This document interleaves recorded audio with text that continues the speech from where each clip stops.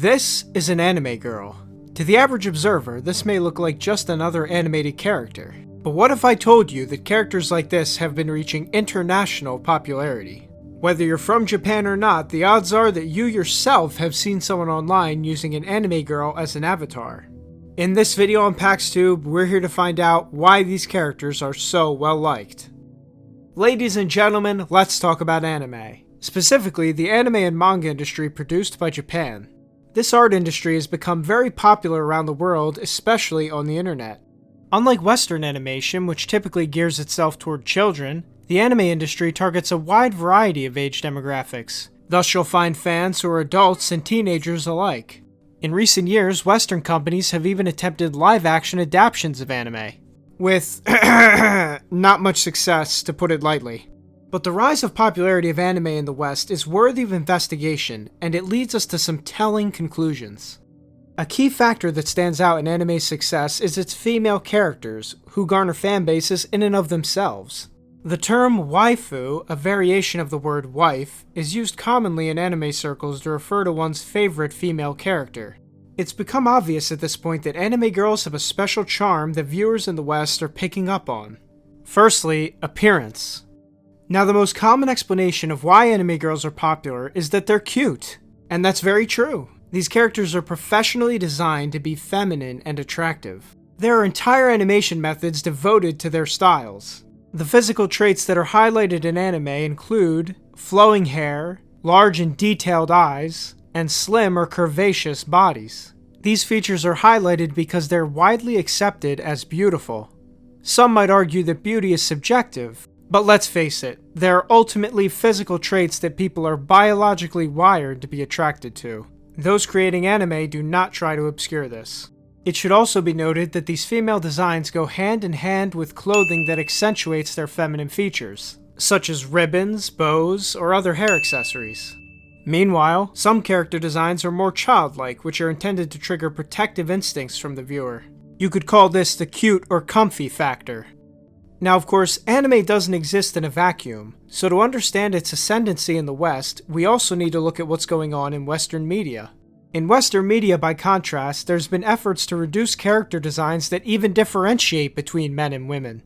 Some have linked this to the fat acceptance and androgynous movements, but truthfully, these two movements are simply two branches of the entire source. That source is feminism, which has come to utterly dominate Western media. Hollywood and television studios consistently identify more as feminist and liberal than the general public. This is then reflected in their portrayals of women. In a great irony, feminism rejects the value of femininity and works instead as a conduit to make females masculine. The biological differences between the sexes are seen not as something to be celebrated, but as obstacles to be destroyed. These natural differences are thus downplayed, and studios put ridiculous efforts into making female characters look and behave like their male counterparts. Things weren't always this way in Western media, but they certainly are now. Meanwhile, this kind of feminist influence simply does not exist in anime studios, and that's played an enormous part in this contrast of character designs. And beyond just the issue of feminism, a solid portion of the animation that gets propped up by corporations in the West is downright hideous. So it's clear that the physical appearance of anime girls is a main factor that makes them popular in the current West. But I will submit to you that there is an even greater factor at play that goes far deeper than physical appearance. To lead into this, let's look at how Maki from the anime Love Lab responds to receiving a compliment from a boy. 君さ、ちょっと可愛いと思って人のことバカにしてんだろ。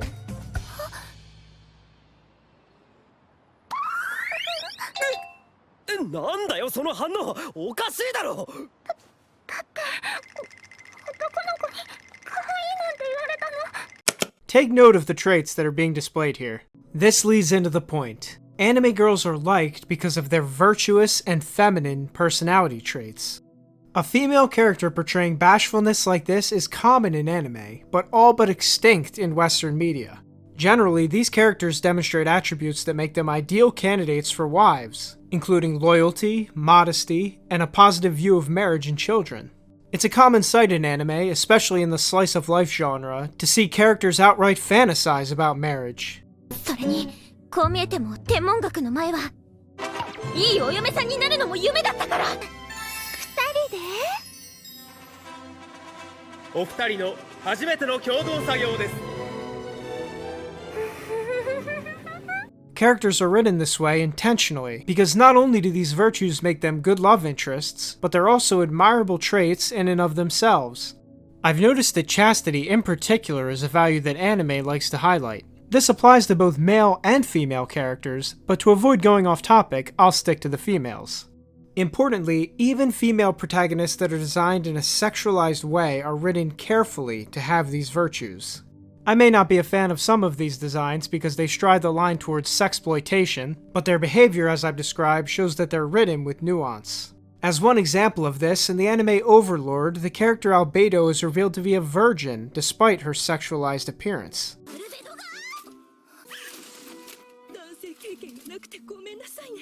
It's a rarity to hear a character say something like this outside of anime. Now, these female characterizations draw a stark contrast to not only Western media, but Western society itself. Currently in the West, values like modesty, chastity, and romantic exclusivity are increasingly treated as unnecessary or antiquated. This is in spite of the fact that most research shows that these things are critical to developing healthy long-term relationships. A 2019 research report from the Institute of Family Studies found that traditionally minded and religious couples reported the highest level of relationship quality and sexual satisfaction. Other research has shown that women who engage in promiscuous sex are more likely to have failed marriages, more likely to become single mothers, more likely to get an abortion, and less likely to report personal happiness than women who had zero sexual partners prior to being married. It truthfully turns out that the sexual revolution and free love were an utter disaster.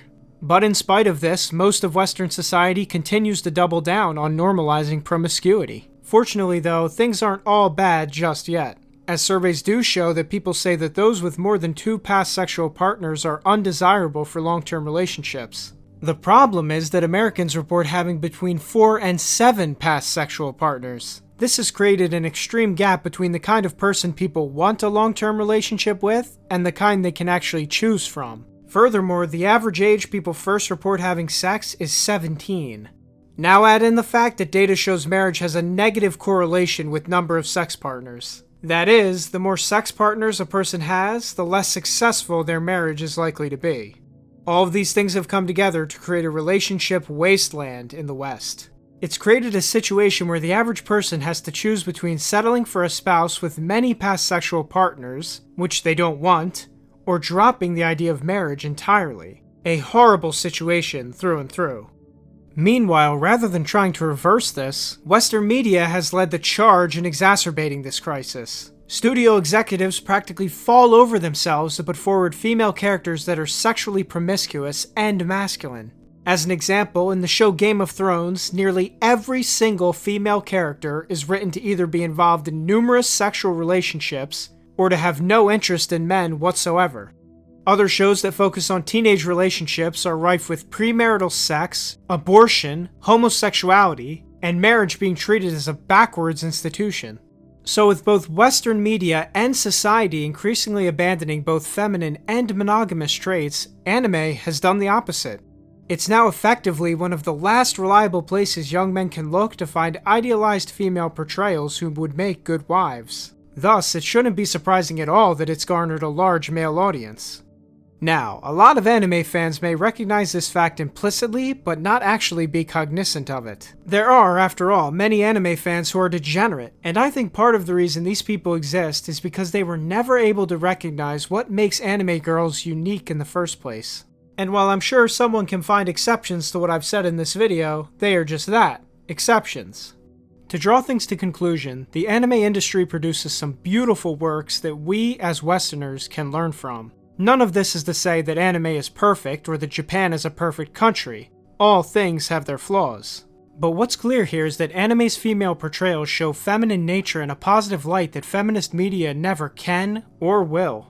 In essence, it exposes the current cultural crisis in the West in both media and public attitudes. When a huge portion of your male population has to look to a foreign medium to find virtuous female portrayals, that's a serious problem. I ultimately hope this video helps people see the value of virtue and the void that's left when people turn their back on it. Now there may be some things I forgot to mention, so feel free to leave your views in the comments.